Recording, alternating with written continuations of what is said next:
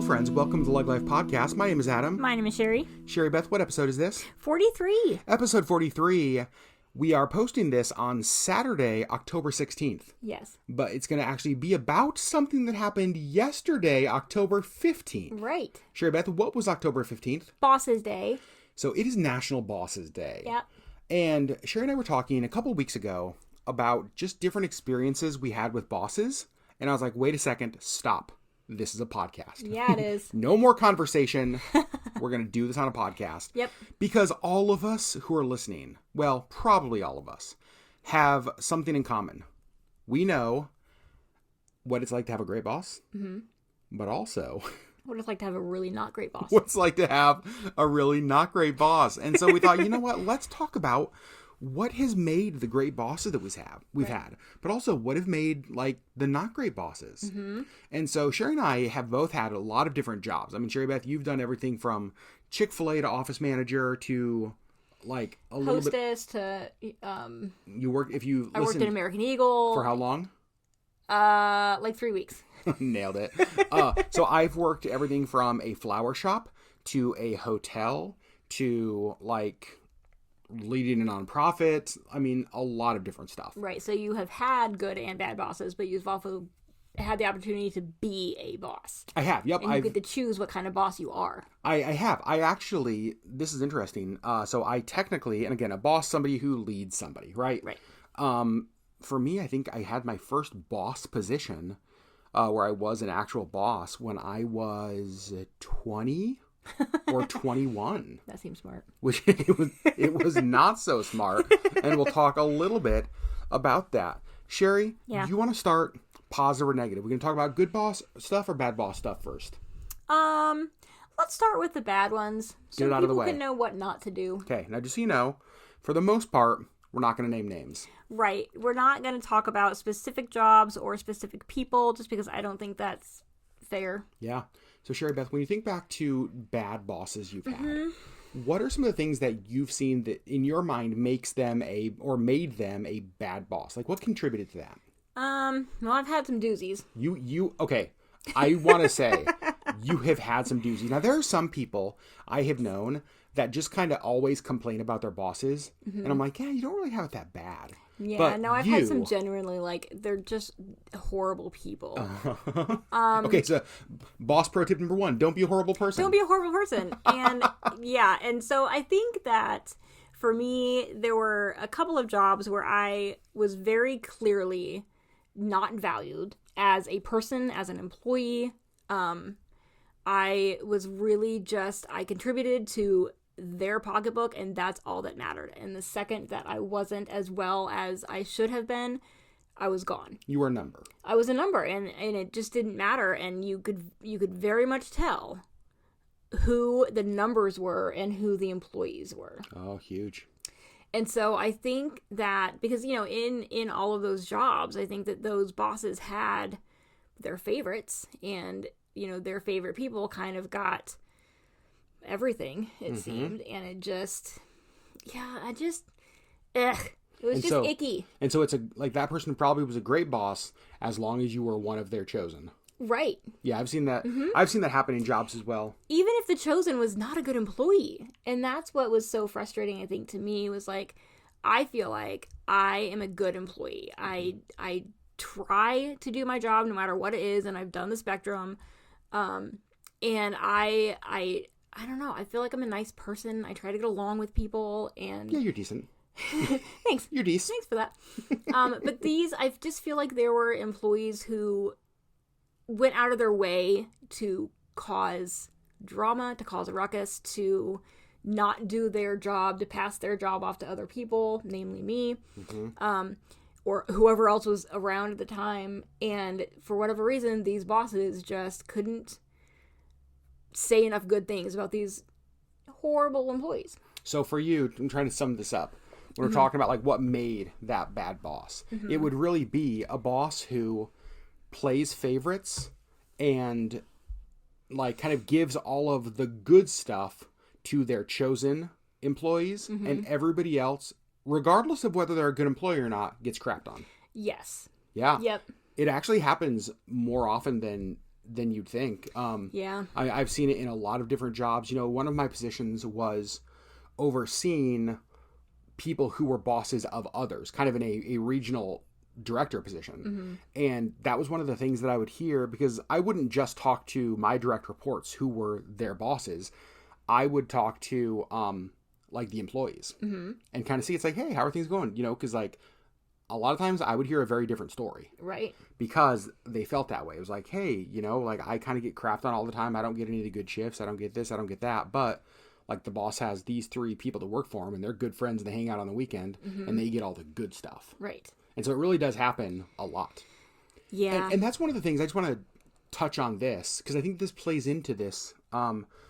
You hope, or you would like to think that your job came down to your competency, your character, your ability to do the job, right? Like that sort of thing. It came down to your skills, your education, your whatever. The reality is it doesn't.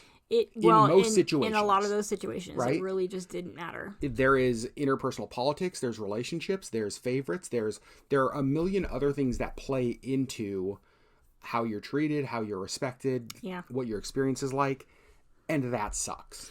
Yeah, and it's probably part of my personality and like what makes me me, but like I am very much like an equality for all. Like everybody should be treated the same. Everybody should, like I don't know, it just I hate it when people aren't. I really, really just don't like it. Your equality bone is like very strong. Yes. Totally. Yes. So tell me what else. Sticking on bad bosses. What else? Other things. And I think, man, there's kind of 2 that all of these things apply to. Oh, okay. And I think, and I think that's what made him doozies. Like, I think it was just like... It's like 2 bad bosses, is that what you're saying? Yes. Okay. 2 people that all of these like bad things kind of apply to. Ooh. So they would say one thing to my face and then turn around and do or say another thing. That's brutal. And I'm thinking of one in particular. I'm not going to name him. I'm joking. This did actually happen in both places, but the first time, the first time that it happened, this boss was telling me what a great job I was doing and how this person was so happy that I could do all of the different things. Like he always knew that I could be put in whatever position in the company and I could carry it. And like to my face, like he's, it was like one of those employee reviews and he was just like, this is, it's great. I'm really happy. And, I really appreciate all of... And you're just like, man, I'm killing it. And and he was so appreciative that I could just really, like, he just put me wherever. And so I went to him a little bit after that review, probably a week or so after the review, and I asked for a raise. And at the time, I was being paid very little. And, I mean, granted, this was a long time ago, but it was very little. And so I just asked for a raise, knowing that he could count on me to do to be anywhere. All the things that he had just told you. All of the things that he had just told me, and I brought all of those up when I asked for this raise.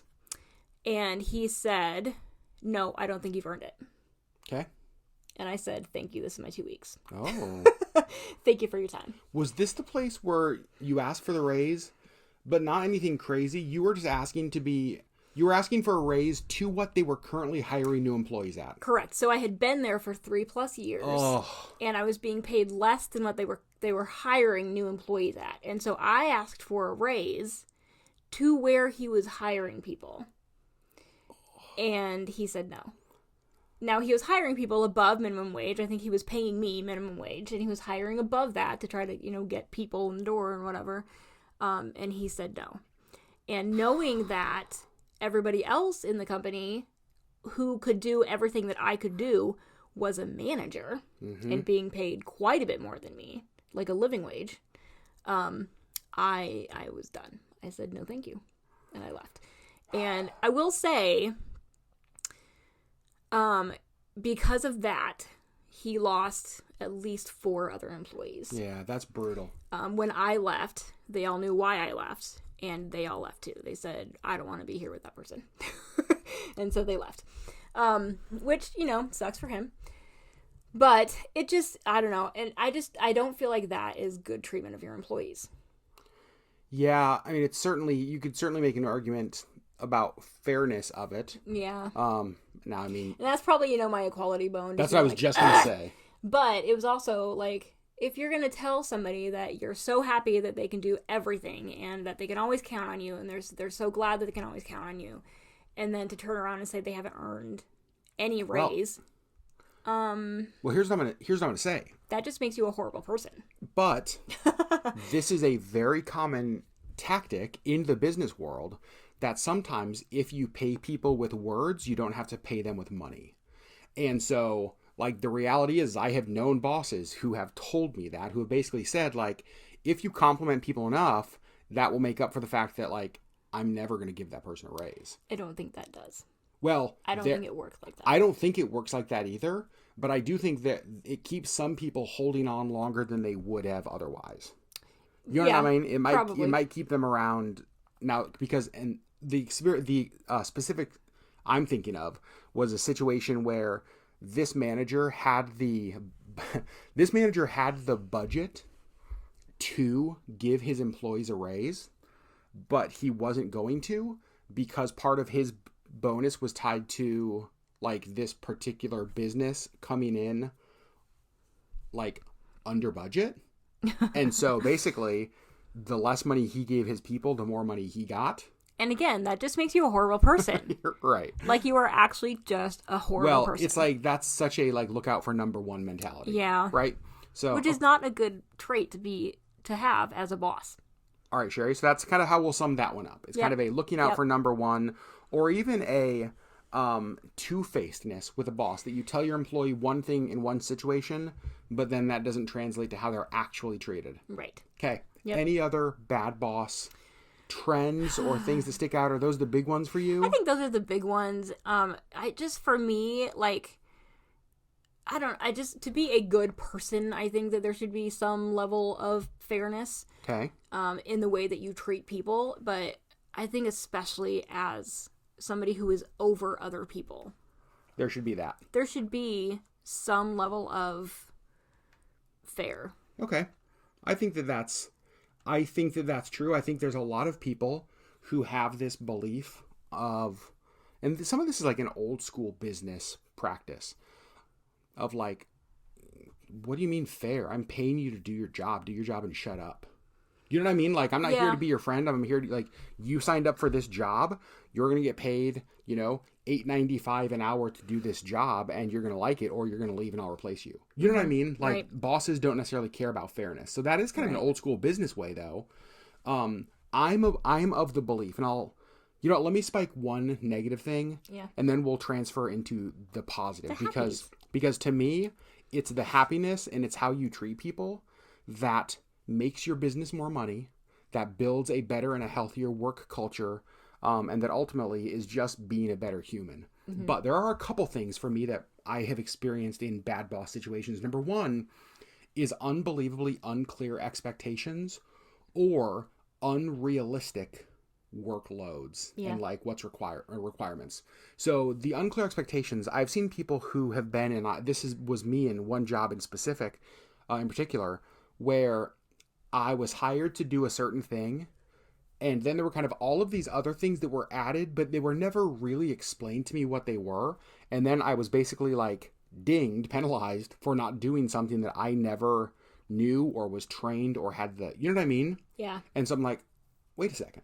Like I have not been given the skills to have this job that you gave me. And it was frustrating to me because the job that they moved me to wasn't even something I had asked for. It's not what you were hired to do. No, not at all. It's not what I was hired to do. It's not what you applied to do. I didn't ask for a transfer to this. I didn't ask for like a job move to this. It was kind of done to me. Mm-hmm. And it was skills that I admitted that I didn't have. And I was like, I'm willing to try this, but I'm going to need help in these areas. Was never given help and then like penalized for that. And so to me, the unclear expectations are huge. Like, let your people know what you expect of them. Mm-hmm. But then make what you expect of them reasonable. So there are things that are asked of you and have been asked of me at jobs that are over and above the scope of work I'm hired to do. Right? That happens. It happens. It's outside the norm, but it's like, you know what? That's part of having a job. But then there are times that what you were asked to do, and there was one job for me that was huge in this, that what you are asked to do is so far beyond reasonable. You know what I mean? Like, this is no longer the job I was hired to do, and what you are paying me does not even come close to the work that I'm doing for you. Right. You know, and I think that that's what you have to figure out is where is the point that you're being taken advantage of? Where is the point that you are being asked to do something that is no longer reasonable? Right. Not a single task that's above your job description, but no longer reasonable. Yeah. Right? That's the question. And so those are a couple things for me that really stand out. Like I've had bad bosses that have done those things to me. Mm-hmm. And that's always just such a morale killer. Yeah. But let's talk good bosses. Let's talk good bosses. Okay, so for me, you guys, this is a big deal for me. Yeah. And it's a big deal for me because I am absolutely 100% of the mindset. So I have hired, I don't remember, I tried to figure this out, hundreds of people. In the hundreds, without a doubt. And I would much rather hire one good person, pay them even above what I should pay them to continue to keep them happy and loyal and like fulfilled in a position than to treat a job as an employee like machine where I'm just going to turn over people and get them for the lowest price and burn them out. And you know what I mean? Next. Yep. Like I am not that kind of boss. Right. And I don't respect those kind of bosses. So Sherry, when you think of your bosses, there are, just as there were a couple bad ones that really stood out as terrible, tell me about the good ones. I've had some good ones. Where I didn't just feel like a number. Yep. One in particular, and this is the only one I'm not gonna name, but it's in my current job. She is hands down the best boss I've ever had. Yeah. And she cares about everybody in the company as people. She cares about our personal lives. She cares about our mental health, our emotional, our physical health. She pushes us to do better in our jobs. But she gives us the tools to be better. Yeah. In our jobs. Huge. If she asks something of us that is outside of our scope, she will help us or direct us to where we can learn how to do this job. She's really, really good. So there's a few things that are outside my scope or, things that I've taken on that I don't know how to do. And she's always just like, if you don't know how to do it, let me know. Like, I would prefer to know that you don't know how to do it than for you to slog your way through it for a week, 2 weeks, 4 weeks, however long, and then just be like, oh, I don't know what I'm doing. And then, totally. have to like fix it. So she's like, just let me know if you don't know how to do this or if you don't know what you're looking for or whatever. But she's also just so good about like, you were hired for your intelligence, for your attitude, for your whatever. You are fully capable of doing this job. Like, she is so good, like with everybody across the board. You are fully capable of doing this job. So that is one of the things that I wanted to spike on the good bosses as well. When I think of the good bosses that I have had, which I hope have kind of inspired me on how I want to be as I lead other people. One of the biggest things really is around this area. So I'm a big proponent of, when you hire somebody to do a job, you hired them for a reason, let them do the job. If you don't think that they can do that job, hire somebody else. Or if you feel the need to micromanage, maybe that person isn't the right person for the job. Maybe you're not the right person to manage that person. And so I think that there's something, like, you empower people when you tell them, you can do this. I hired you because I believe you can do this.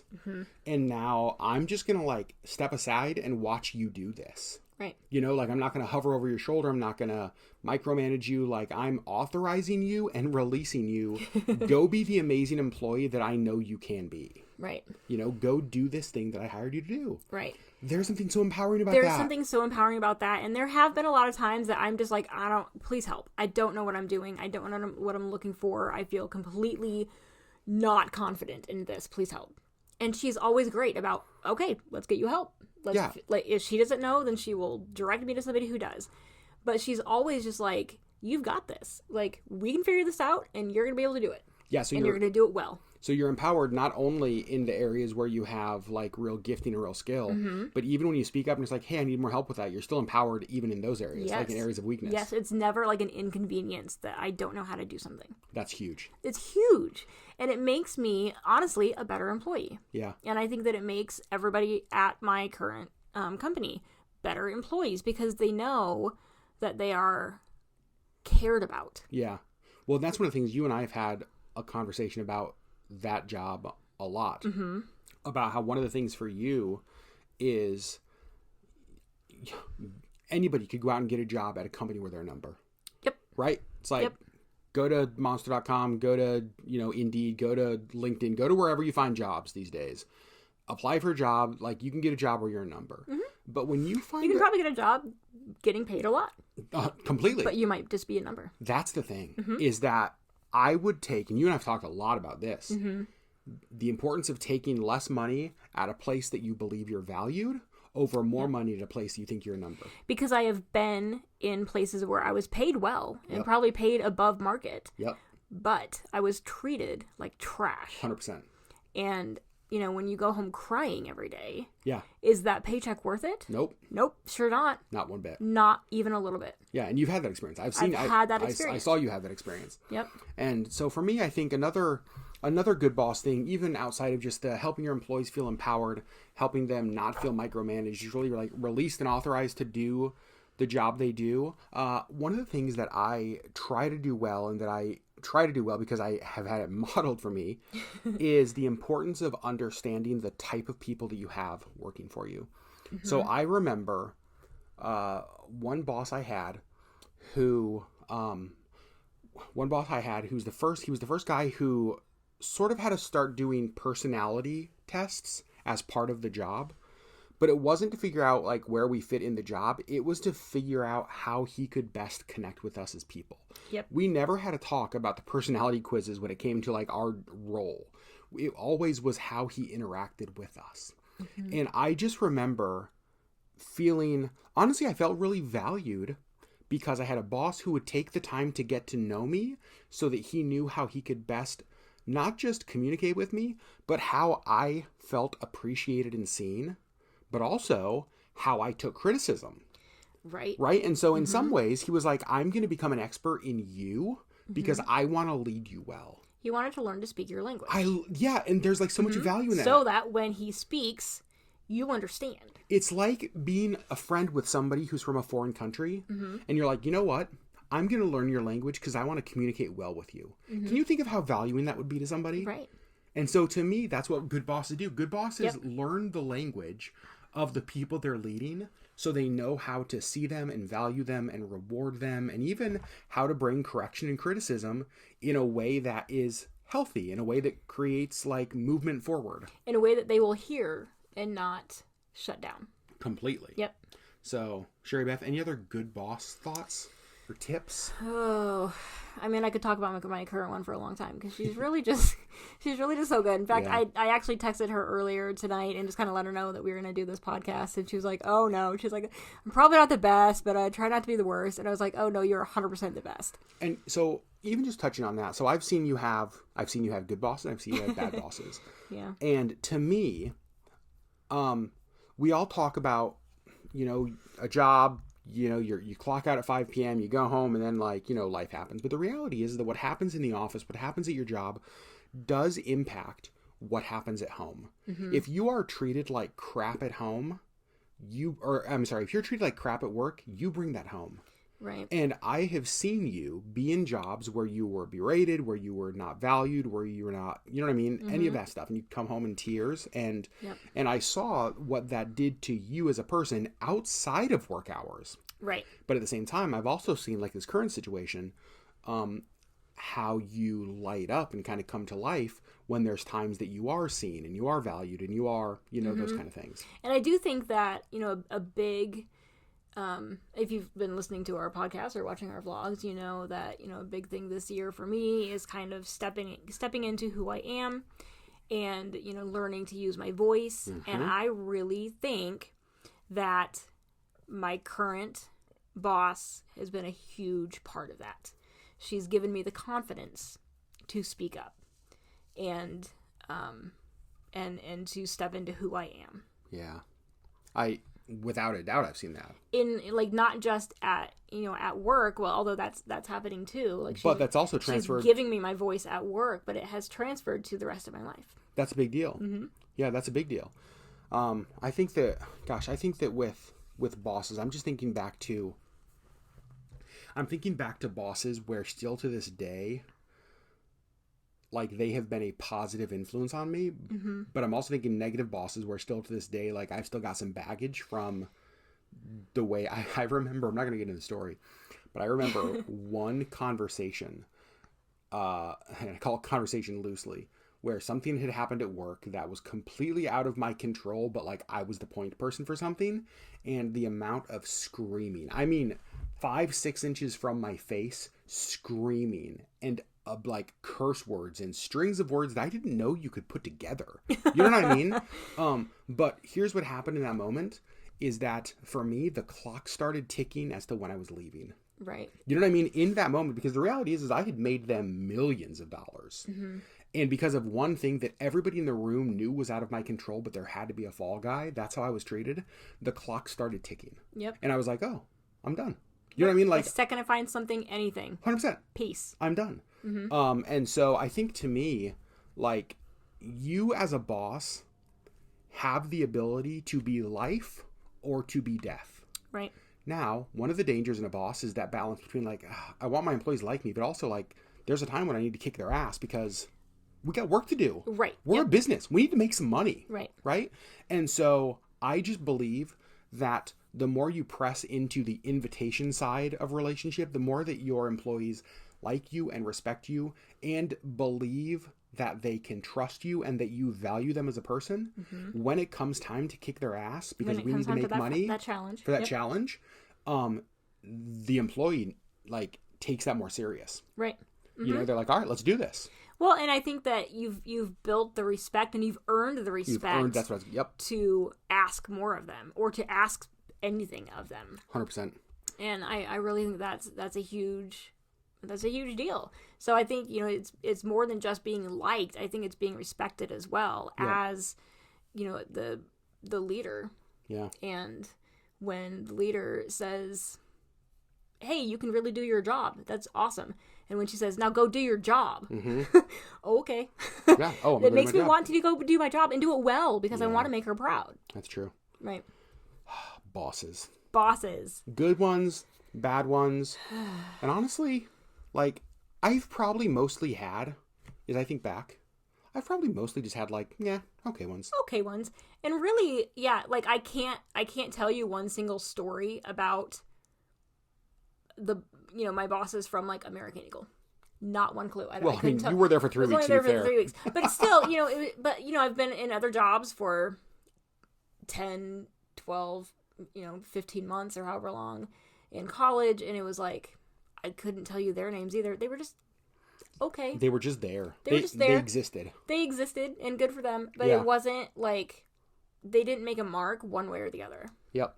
And I don't think you necessarily have to, but I think if you have the opportunity to make a good mark, you should.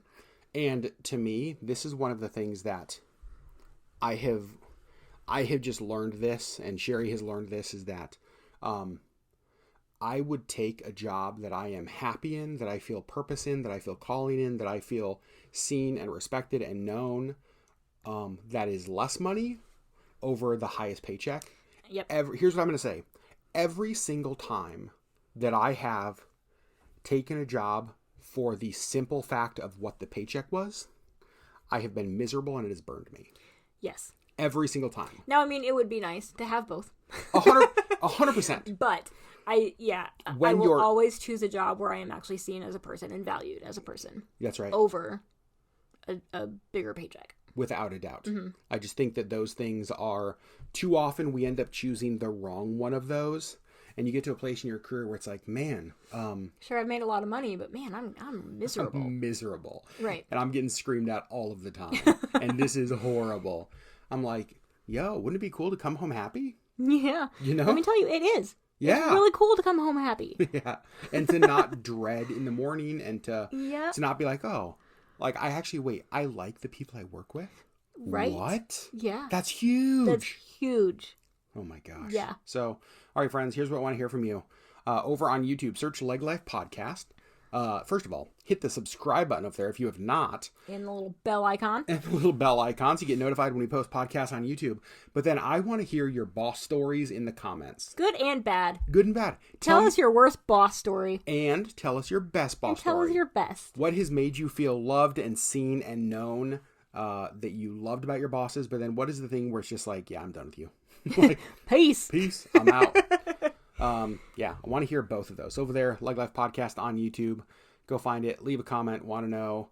Happy Bosses Day to all of you bosses out there. Granted, it's a day late or whenever you're listening to it.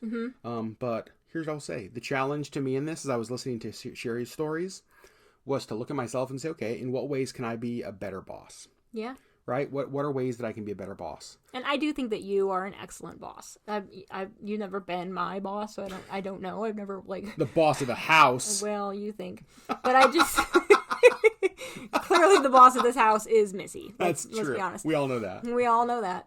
No, I mean I've just never worked for you, so I don't know how you are really in that kind of a setting. But I've worked with you in a lot of things, and I see how you interact with your employees, and you care about your employees as people. That's important to me. And that is important. It's important to me, but one of the reasons it's important to me is that I've seen what happens when you don't. Yep. I've seen what happens when you don't, and I have amazing, amazing, amazing people who I get the privilege of working with right now, and to me, why in the world would I not want to do everything I can to keep them happy and to keep them here rather than to replace them with the crapshoot of what the next employee could be? Yep. So, yeah. All right, friends. Hope you guys enjoyed this conversation.